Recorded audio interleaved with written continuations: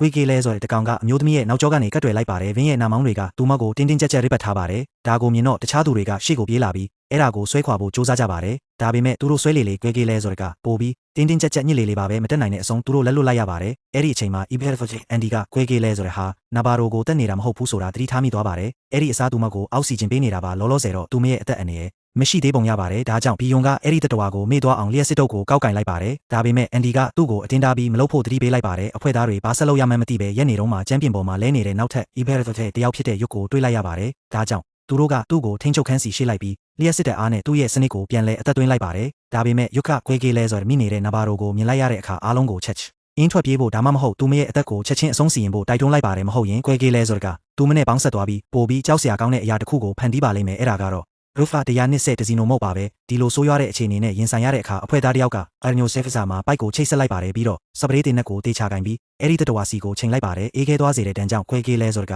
သူ့ရဲ့အမီးကိုချက်ချင်းရှော့လိုက်ပါတယ်အားလုံးဝိုင်းဝန်းပြီးသူမရဲ့မျက်နှာကနေဆွဲခွာနိုင်ခဲ့ပါတယ်ခွဲကေးလဲဆိုတဲ့ကပြန်တိုက်ခိုက်ဖို့စူးစမ်းခဲ့ပေမဲ့ကံကောင်းထောက်မစွာနဲ့ပဲသူတို့ကအာရင်ဆိုစပရေးတင်နက်နဲ့မောင်းထုတ်နိုင်ခဲ့ပါတယ်အဲ့ဒီနောက်နာဘာရိုသတိပြန်ရလာပါတယ်ဒါပေမဲ့ Iberfort စာယုတ်ကသူတို့ကိုထပ်ပြီးသတိပေးပါတယ်ဒါတောင်မှနောက်ကျသွားပြီးဖြစ်နိုင်ပါတယ်ဘာလို့လဲဆိုတော့နာဘာရိုဟာကပ္ပားကောင်တွင်းခံလိုက်ရပြီးဖြစ်နိုင်လို့ပါကြိုတင်ကာကွယ်မှုအနေနဲ့အန်ဒီကနာဘာရိုကိုစောင့်ကြည့်ဖို့တီချခွဲထားဖို့စူးစမ်းပါတယ်ဒါပေမဲ့ဘီယွန်ကသူ့ကိုဒါစီဘီအန်ဒီကိုလျှက်စစ်တုံးနဲ့ရုတ်တရက်ရိုးလိုက်ပါတယ်အဲ့ဒီအခွင့်အရေးကိုယူပြီးသူကနာဘာရိုနဲ့အတူထွက်ပြေးသွားပါတယ်ကံကောင်းတာကနောက်ထပ်အဖွဲ့သားတစ်ယောက်ကအန်ဒီကိုပြန်ပြီးအသက်သွင်းနိုင်ခဲ့ပါတယ်အန်ဒီကချက်ချင်းထပ်ပြီးသူတို့နောက်ကိုလိုက်သွားပါတယ်သူ့လမ်းကိုပိတ်ထားတဲ့တန်တကားကိုလက်နှစ်ဖက်နဲ့အတင်းတွန်းဖွင့်ဖို့စူးစမ်းပါတယ်အဲ့ဒီအချိန်မှာဘီယွန်ကနာဘာရိုတင်းမောပေါ်ပြန်ရောက်နေတာကိုတွေ့လိုက်ပါတယ်သူကလှည့်ပြီးထွက်ပြေးသွားပြီးအန်ဒီကိုအပြင်မှာပိတ်မိနေအောင်တကားတွေကိုဝုံဒီခနဲ့ပိတ်လိုက်ပါတယ်သူတို့အာဂါဒီယင်ရဲ့ထိန်းချုပ်ခန်းကိုရောက်တာနဲ့အာဂါသစခန်းနဲ့ဆက်သွယ်မှုကိုချက်ချင်းဖျက်တောက်လိုက်ပါတယ်နာဘာရိုကတော့တုံလုံးနေတော့ပါပဲသူမရဲ့ကြောဘိုးအိတ်ထဲကနေစက်ကင်နာကိုထုတ်ပြီးတကိုယ်လုံးကိုစစ်ဆေးလိုက်ပါတယ်ဒါပေမဲ့နောက်ဆက်တွဲကတော့တကယ့်ကိုထိတ်လန့်စရာကောင်းတဲ့မြင်ကွင်းပါပဲ